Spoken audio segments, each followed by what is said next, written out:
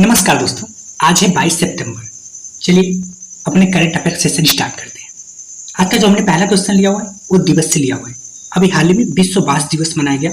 हम सबसे पहले ये समझेंगे कि बांस दिवस कब मनाया जाता है, बांस क्या है और बांस दिवस क्यों मनाया जाता है, क्या इतना इम्पोर्टेंट है कि इसको दिवस के रूप में मनाया जाए और इसके क्या महत्व है और इसको क्या अन्य किसी नाम से जाना जाता है और इसका शुरुआत कब से हुआ है। तो विश्व बांस दिवस प्रतिवर्ष 18 सितंबर को मनाया जाता है। अभी हाल ही में 18 सितंबर को मनाया गया। बांस क्या है? तो बांस एक तेजी से बढ़ने वाला पौधा या घास है जो पर्यावरण के अनुकूल होता है और इसकी इतना तेजी से लंबाई होती है कि 5 से 10 साल के अंदर यह अपने मैक्सिमम हाइट तक पहुंच जाता है और यह CO2 कार्बन डाइऑक्साइड को सोख कर ऑक्सीजन देता है। इसका दिवस के रूप में क्यों मनाया जाता है? तो जिससे बांस के महत्व को लोगों तक पहुंचाया जाए, लोगों को जागरूक किया जाए। तो क्या इसका इतना महत्व है कि इसको लोगों को बताना जरूरी है? जी हाँ, बांस का काफी इंपॉर्टेंट होता है हमारे लाइफ में। यहाँ तक कि जो गरीब लोग होते हैं, गरीबी उन्मूलन तक बांसों का काफी प्रयोग करते हैं, इसलिए इसका काफी महत्व है।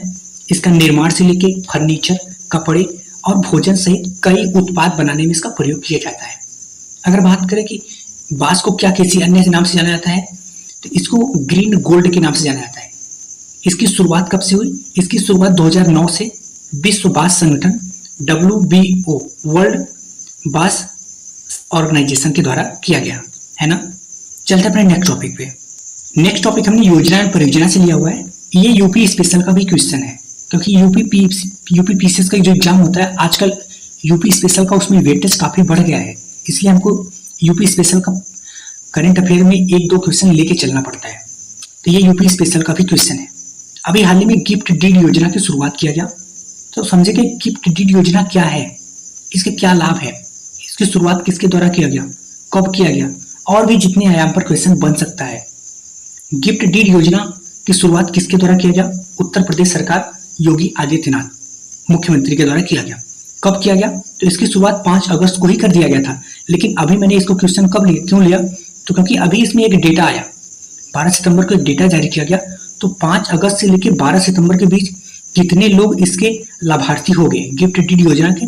अभी इसको डेटा किया गया, कितने लोग, 49,574 लोग इस योजना का लाभ ले चुके हैं। ठीक है, इसलिए हमने इस क्वेश्चन को अभी लिया है। अब बात करते हैं गिफ्ट डीड योजना क्या है।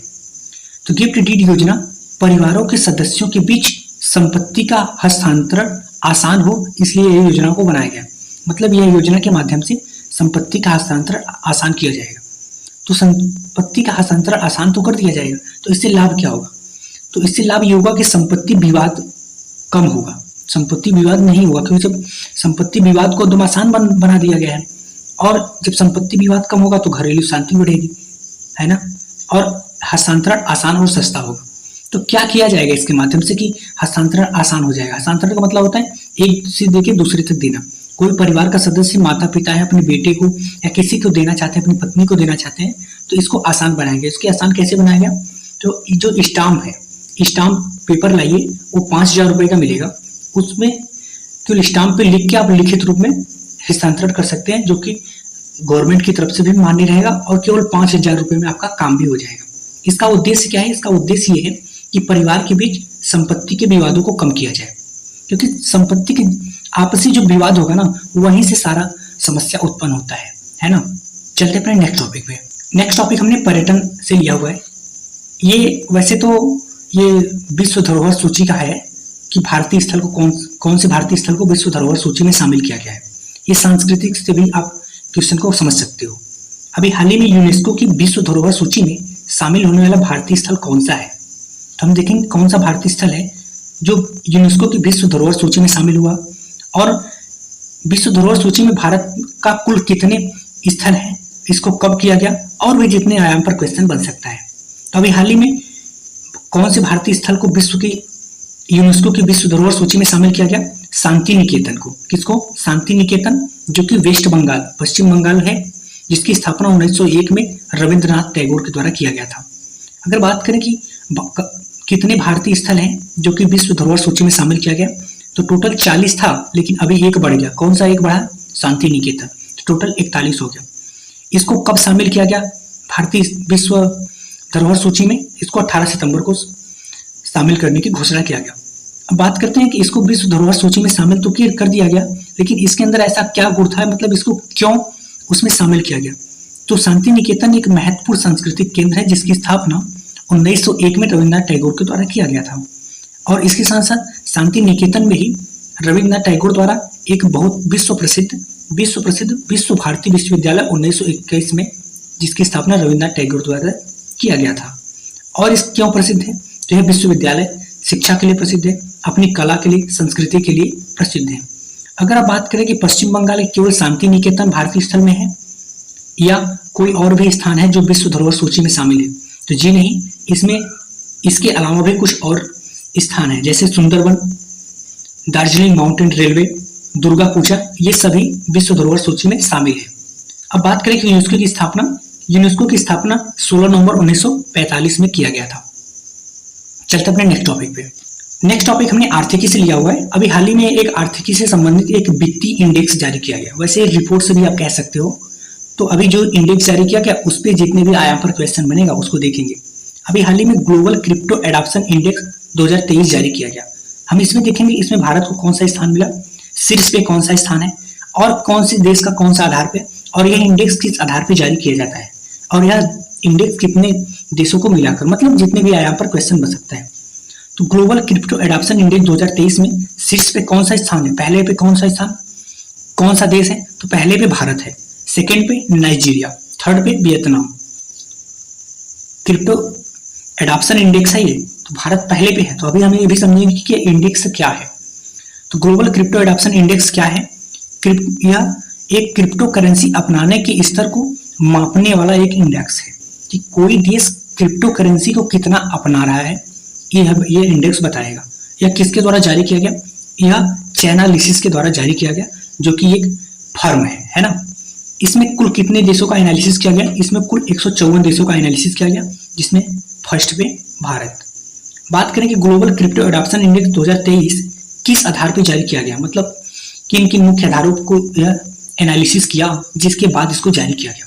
तो ग्लोबल क्रिप्टो एडॉप्शन इंडेक्स के 4 मुख्य आधार हैं कि कोई देश क्रिप्टो को कितना उपयोग करता है, किसी देश में क्रिप्टो की कितनी स्वीकार्यता है, चाहे कमर्शियल में, चाहे बिजनेस पॉइंट ऑफ व्यू से, चाहे पर्सनल के लिए। अब बात करें कि क्रिप्टो का प्रसार कितना है और क्रिप्टो की जो आपसी गतिविधि है, लेन देन है, उसमें कितना स्टेबिलिटी, मतलब आपसी समन्वय, ये सब चीजें है ना। चलते अपने नेक्स्ट टॉपिक पे। नेक्स्ट टॉपिक हमने सम्मेलन से लिया हुआ है। अभी हाल ही में अनसिट्रल का सम्मेलन हुआ, तो हम सबसे पहले ये भी देखेंगे अनसिट्रल क्या क्या है। अनसिट्रल क्या है, यह इसके मुख्यालय कहाँ पे, इसकी स्थापना कहाँ हुआ, और अनसिट्रल का जो अभी दक्षिण एशिया में सम्मेलन हुआ और उस किसने किया, तो देखते हैं क्वेश्चन और आंसर। अनसिट्रल के दक्षिण एशिया सम्मेलन मेजबानी किसने किया, भारत ने किया। कहाँ पे, नई दिल्ली में। कब किया, 14 से 16 सितंबर को किया, है ना। अब बात करते हैं कि अनसिट्रल क्या होता है। तो अनसिट्रल में United Nations commission on international trade law, ये कानून से संबंधित ऑर्गेनाइजेशन है। अंतर्राष्ट्रीय व्यापार कानून व्यापार विधि आयोग, यह क्या कार्य करता है, तो यह अंतर्राष्ट्रीय व्यापार जो कानून है उसके विकास को ध्यान में देता है और उसके प्रचार और प्रसार करता है। तो अभी हाल ही में दक्षिण एशिया में सम्मेलन हुआ। दक्षिण एशिया का मतलब जैसे महाद्वीप के अलग अलग डिविडेंड में डिवाइड किया हुआ है, जैसे यूरोप, दक्षिण एशिया, एशिया में उत्तरी एशिया, ऐसे ही। तो दक्षिणी एशिया में इसको पहली बार इसको सम्मेलन का आयोजन किया गया। तो दक्षिण एशिया के कितने देश इसमें पार्टिसिपेट किए, दक्षिण एशिया के 11 देश। दक्षिण एशिया में जैसे भारत भी आता है, पाकिस्तान, नेपाल, ये सब, चाइना, ये सब तो आते हैं दक्षिण एशिया में। तो ये सभी देश 11 देश इसमें पार्टिसिपेट किए। अब बात कर लेते हैं कि अनसिट्रल की स्थापना 1966 में किया गया था। इसका मुख्यालय कहाँ पे है, वियना, ऑस्ट्रिया में। ऑस्ट्रिया की राजधानी वियना है। ऑस्ट्रिया कहाँ पे है, ये यूरोप का एक देश है। चलते हैं अपने नेक्स्ट टॉपिक। नेक्स्ट टॉपिक हमने पर्यटन से लिया हुआ है। ये भी आप पर्यटन से कह सकते हो और ये हमारी संस्कृति को भी यादगार करने के लिए एक पल है। अभी हाल ही में स्टैच्यू ऑफ वननेस का लोकार्पण किया गया। तो हम देखेंगे स्टैच्यू ऑफ वननेस का लोकार्पण कहाँ किया जाएगा, किसके द्वारा किया जाएगा, यह स्टैच्यू ऑफ वननेस क्या है और यह किसके द्वारा बनाया गया, या और भी जितने आयाम पर क्वेश्चन बन सकते हैं। तो देखो, स्टैच्यू ऑफ वननेस एक जगत गुरु शंकराचार्य की ये प्रतिमा है, जो कि दार्शनिक थे, धर्मशास्त्री थे और आध्यात्मिक नेता थे। इनकी 108 फीट ऊंचाई की एक प्रतिमा बनाई जाएगी। कहाँ पे बनाया जाएगा? मध्य प्रदेश में। मध्य प्रदेश के कहाँ पे? इंदौर से लगभग 80 किलोमीटर दूर खंडवा जिले के ओंकारेश्वर में मधाता पर्वत पर इसको बनाया जाएगा।